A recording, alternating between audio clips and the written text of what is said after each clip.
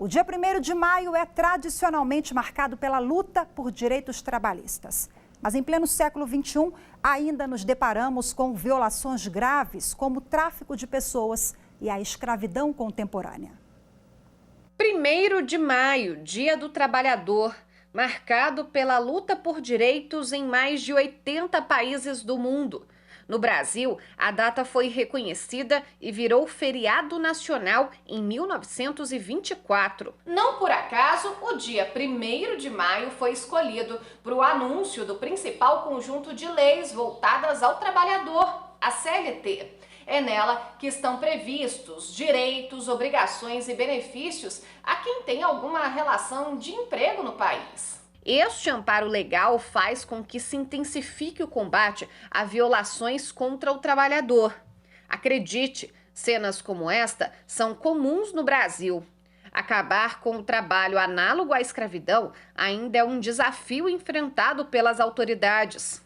O maior resgate deste ano aconteceu em A Carvoaria, no qual foram libertados 66 trabalhadores que não tinham acesso a sanitários, não dormiam em colchões colocados sobre o chão, receberam promessas de trabalho que não foram confirmadas na prática, inclusive tiveram seus documentos retidos por empregadores. Segundo a Subsecretaria de Inspeção do Trabalho do Ministério da Economia, entre 1995 e 2020, mais de 55 mil pessoas foram resgatadas do trabalho escravo contemporâneo no país.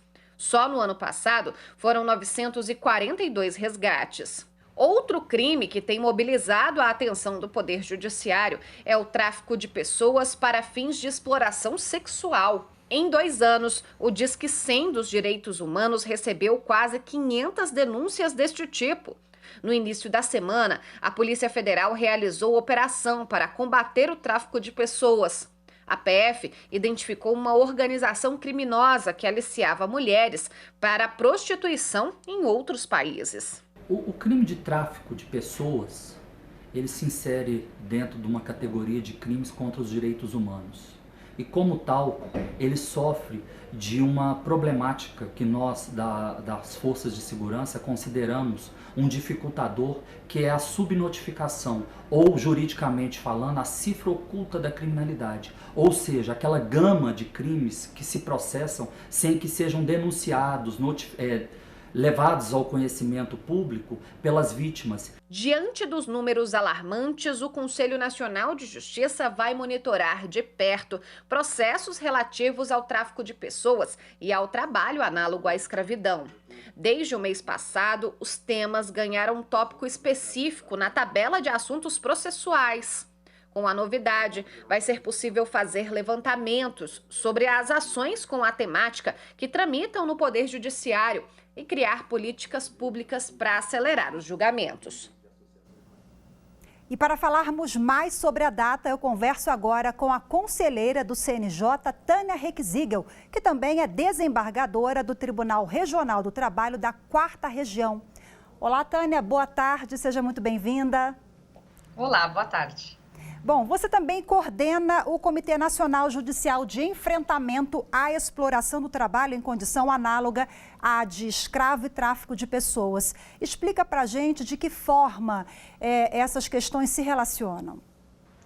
Na verdade, ambos os crimes cerceiam a possibilidade de controle pelo ser humano dos meios necessários à manifestação de sua vontade e o exercício da sua dignidade, que não estritamente vinculados à vedação de liberdade. Ainda há grande semelhança na caracterização das vítimas, que normalmente anseiam por melhores condições de vida, tornando-se mais vulneráveis a sofrer tais crimes. Muitas das vítimas traficadas são submetidas de alguma forma, de alguma modalidade de trabalho escravo.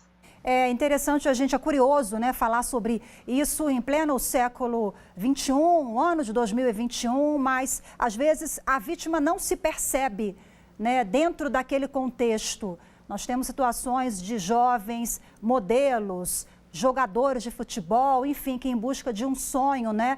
Isso é muito comum, né, Tânia? Eu queria que você falasse para a gente se existe algum recorte geográfico, um perfil de acordo com os estudos do comitê? Sim, esses casos que tu disseste são muito, por incrível que pareça, muito comuns, né?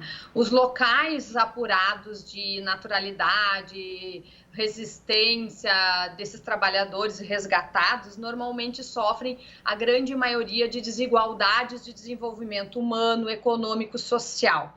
Os dados catalogados no Observatório Digital do Trabalho Escravo no Brasil apontam que os locais com maior número de resgatados concentram ofertas de postos de trabalhos intermitentes em ocupações que pagam os menores salários e exigem pouco ou nenhuma qualificação profissional. Isso é um atrativo e facilita a vida desses criminosos. E quais são as dificuldades, os maiores gargalos para a gente conseguir enfrentar e combater esse tipo de crime?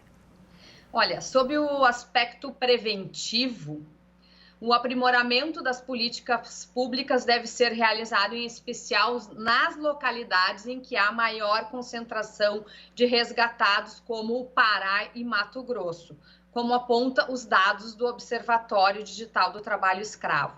As principais dificuldades circulam a questão da fiscalização, em especial no atual contexto da pandemia, que é a redução, que a reclusão e o distanciamento social dificultam ainda mais a tarefa de fiscalizar e identificar as vítimas do trabalho escravo. E como é que tem sido a atuação do Poder Judiciário para combater e para minimizar esses impactos para aquelas vítimas que já foram aliciadas? Nós demos na reportagem números alarmantes, né, que 1.000 pessoas foram resgatadas nessa situação só no ano passado. Enfim, elencamos também as iniciativas do CNJ, né, mas qual o destaque que a senhora gostaria de ressaltar? Na verdade, o trabalho escravo está ligado, em geral, à pobreza, à baixa escolaridade, à desigualdade econômica e social. A pandemia veio dificultar ainda mais, como disse antes, a fiscalização. O Poder Judiciário, o Conselho Nacional de Justiça, por meio do FONTET, vem aumentando a divulgação da temática preventiva e informativa, no intuito de conscientizar a população e firmando parcerias no combate do tráfico de pessoas, como o Acordo de Cooperação Técnica firmado com o Ministério da Justiça e Segurança Pública. Também, como disseram anteriormente, promovemos atos educativos por meio de palestras com parcerias com o Conselho Nacional de Justiça e o Ministério Público. A mais recente, então, atuação do FONTET constitui na atualização da tabela de assuntos processuais que ganhou tópico específico no campo do direito do trabalho e do direito penal, sobre a temática do trabalho escravo e do tráfico de pessoas. Esse sistema permitirá o levantamento de dados mais fiéis no âmbito do judiciário, auxiliando na ciência dos pontos deficitários para que possamos fortalecer as atuações nestas áreas. E essa atuação conjunta é fundamental, né? Todos os atores envolvidos para a gente poder avançar. Vamos dar o serviço aqui, Disque 100, é um excelente canal para quem está nos acompanhando, né? Então fica aí, Disque 100, o canal de denúncia. Tânia, muito obrigada mais uma vez pela sua participação. Boa tarde para você. Tchau, tchau. Boa tarde. Tchau.